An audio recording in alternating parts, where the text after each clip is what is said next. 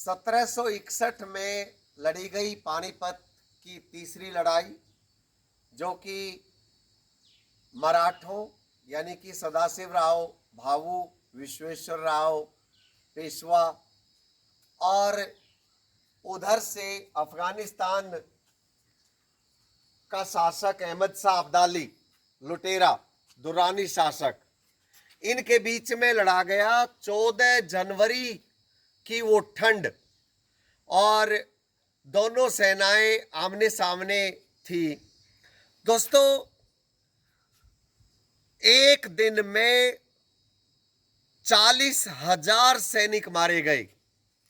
ऐसा बताया जाता है कि मराठों का एक तो भारतीय शासकों ने साथ नहीं दिया, और उसके अलावा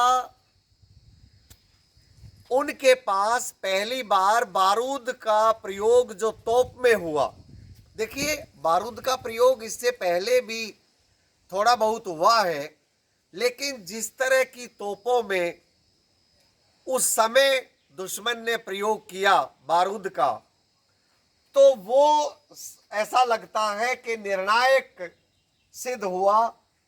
नहीं तो आप अंदाजा लगाइए कि मराठा सेना जब पुणे से निकली तो यहाँ आते आते रास्ते में उनकी ताकत बढ़ती चली गई, और यहाँ आते आते करीब 1 लाख के आसपास सेना थी।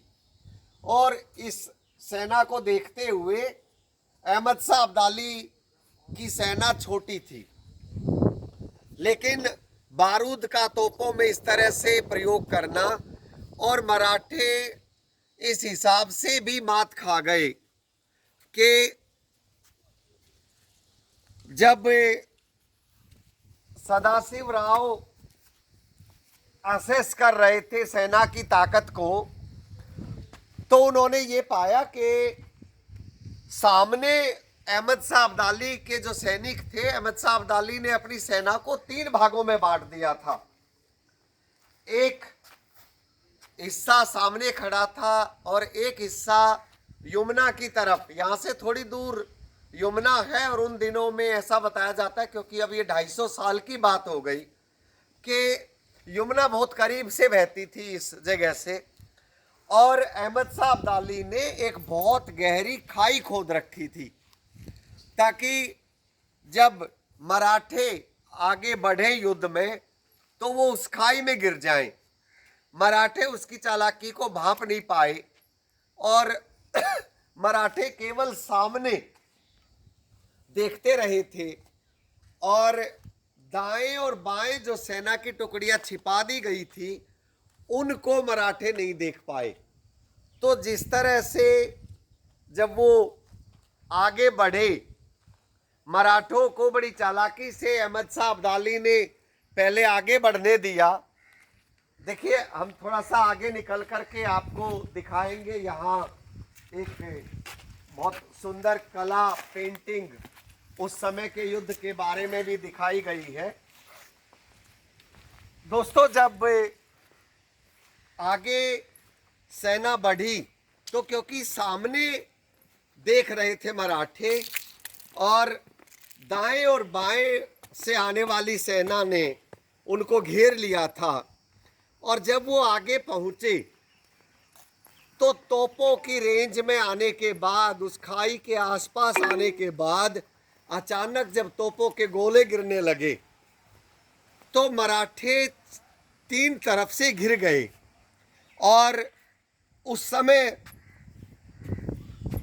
भाऊ को ये बात समझ में आई कि पासा उल्टा पड़ गया, लेकिन तब तक घिर चुके थे, और एक दिन में 40,000 से ज़्यादा सैनिकों का रक्त बहा गया।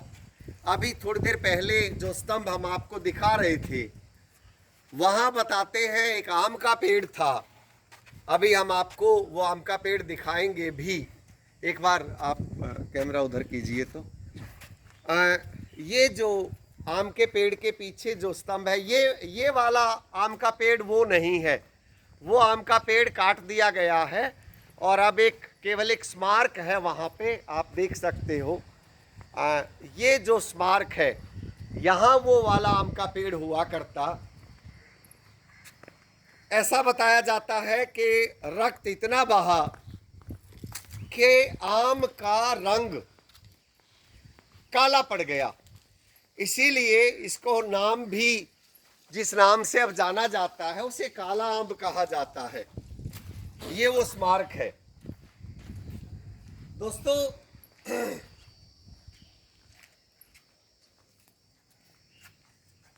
अत्याचार केवल यहां नहीं रुका। युद्ध के बाद भी जब भावु को मार दिया गया तो उसके बाद भी रात तक जितने बच्चे, विधवाएं, महिलाएं जो थोड़ी सी यहाँ से दूरी पर एक किले के पास में तंबू लगा रखे थे, वहां रुके हुए थे, उनको भी ढूंढ ढूंढ कर मारा जाने लगा।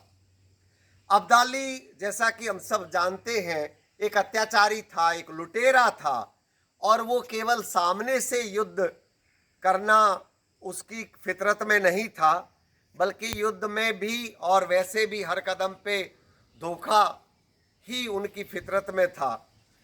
तो बच्चों को भी नहीं छोड़ा गया और अगली रात तक भी कत्लेआम जारी रहा।